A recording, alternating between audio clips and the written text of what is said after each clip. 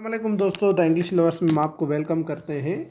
اور آج جو ہے وہ چارلس ڈکنس کے جو ایک وہ ناول کے بارے میں ہم پڑھیں گے، اور یہ جو ناول ہے وہ چارلس ڈکنس کے مرنے کے بعد کا ہے۔ تو آئیے تو پہلے اس کا ڈسکس کرتے ہیں کہ یہ کیا ہے۔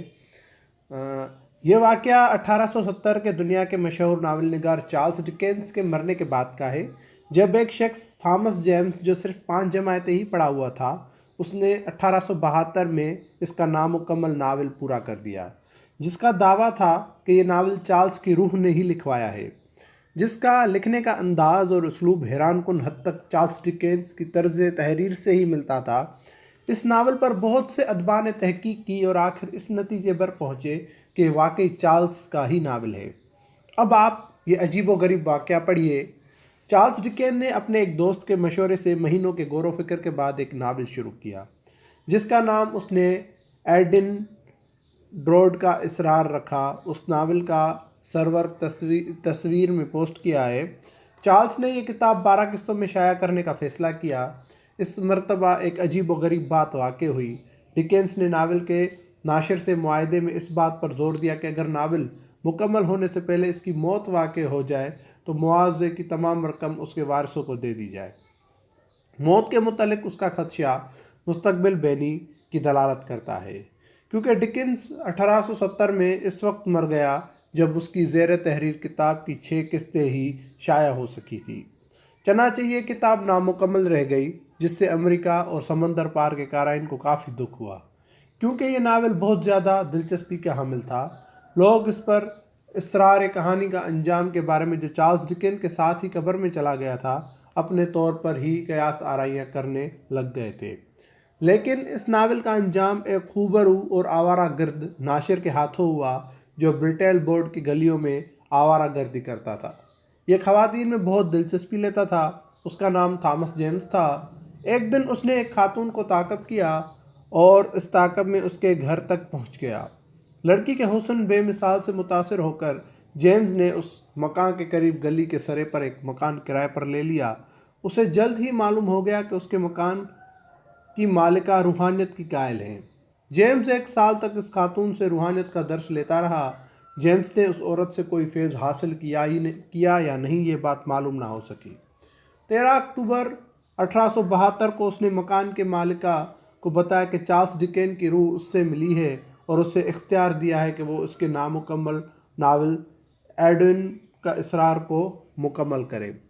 مالکہ مکان جیمز کے اس انکشافات پر بہت حیران ہوئی اور اس نے جیمز کو دیگر سہولتوں کے علاوہ مکان کا کرایہ بھی معاف کر دیا تاکہ وہ ناول کو آسانی سے مکمل کر سکے۔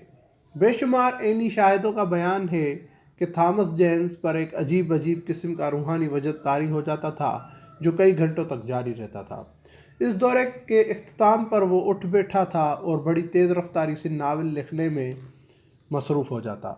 بعض اوقات وہ صفحوں کے صفحے لکھ جاتا۔ ایسا بھی ہوتا کہ وہ دورے کے بعد محض چند سطریں ہی لکھ پاتا۔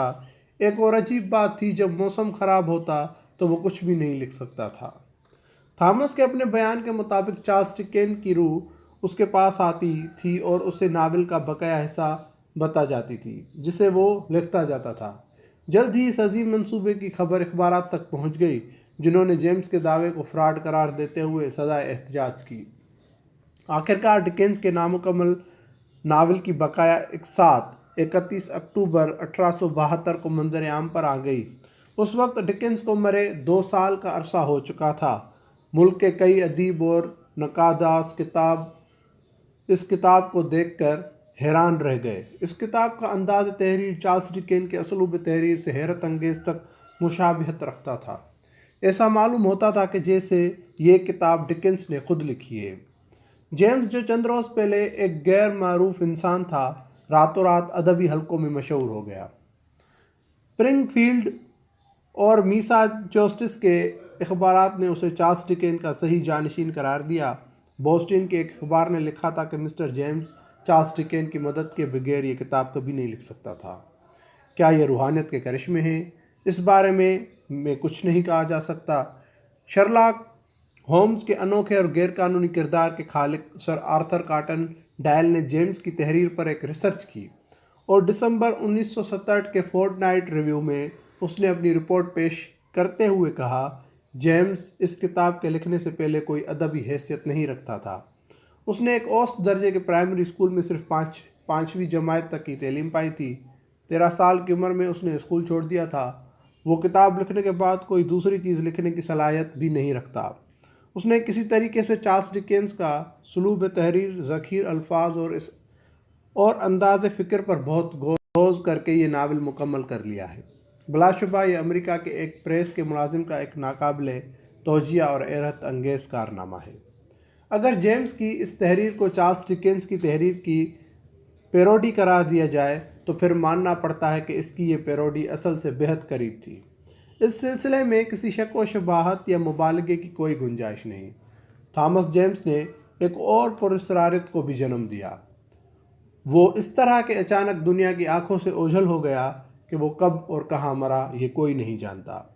امریکہ کی لائبریریوں میں تھامس جیمز کی وہ کتاب اب بھی محفوظ ہے جو بقول اس کے چارلس ڈکنس کے روح نے لکھوائی تھی۔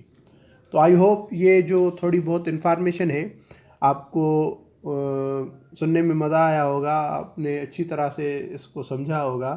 اگر نہیں تو اس کو ایک دفعہ اور سن لیں، اور اگر ابھی تک آپ نے ہمارے چینل کو سبسکرائب نہیں کیا تو جلد سے جلد چینل کو سبسکرائب کریں اور ساتھ ہی بیل آئیکن کے بٹن کو لازمی پریس کریں تاکہ ہماری آنے والی ساری ویڈیوز آپ تک پہنچتی رہیں، اور اس کے ساتھ ساتھ ہماری ویڈیو کو لائک کریں، کمنٹ کریں اور دوستوں کے ساتھ لازمی شیئر کریں تاکہ ہماری حوصلہ افزائی ہو۔ شکریہ۔